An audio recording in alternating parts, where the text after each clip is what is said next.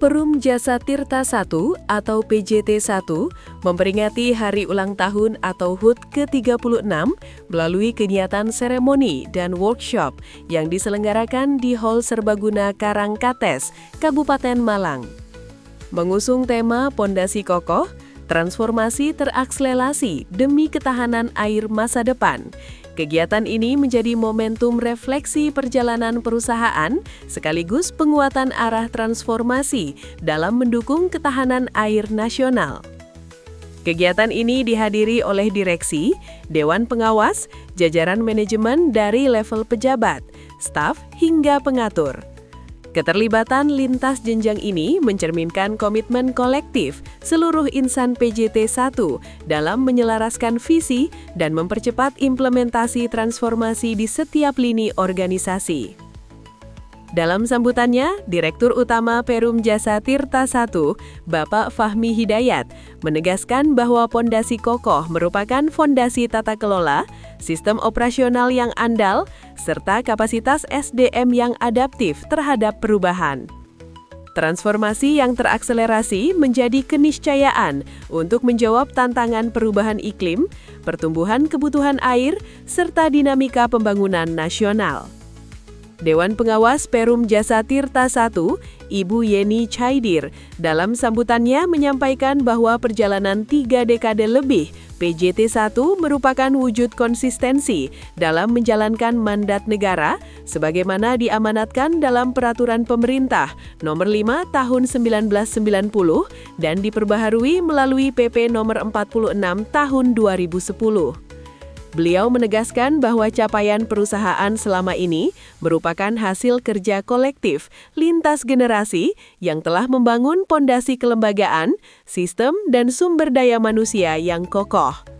Acara dilanjutkan dengan sesi workshop yang menghadirkan 2 narasumber strategis dari pemerintah pusat yang membahas arah kebijakan nasional di bidang sumber daya air.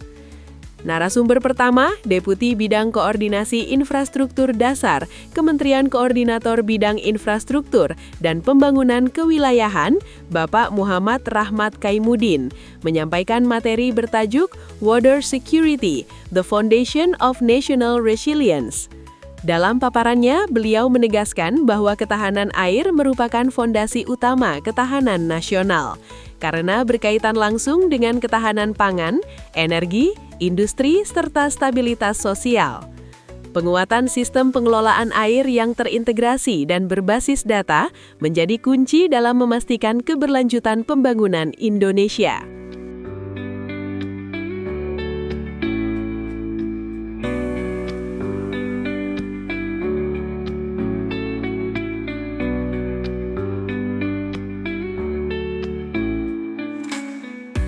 Sementara itu, narasumber kedua, Direktur Sistem dan Strategi Pengelolaan Sumber Daya Air, Direktorat Jenderal Sumber Daya Air, Kementerian Pekerjaan Umum, Bapak Fikri Abdurrahman, menyampaikan materi strategi pemerintah terkait penguatan pengelolaan sumber daya air untuk mendukung visi Indonesia Emas 2045.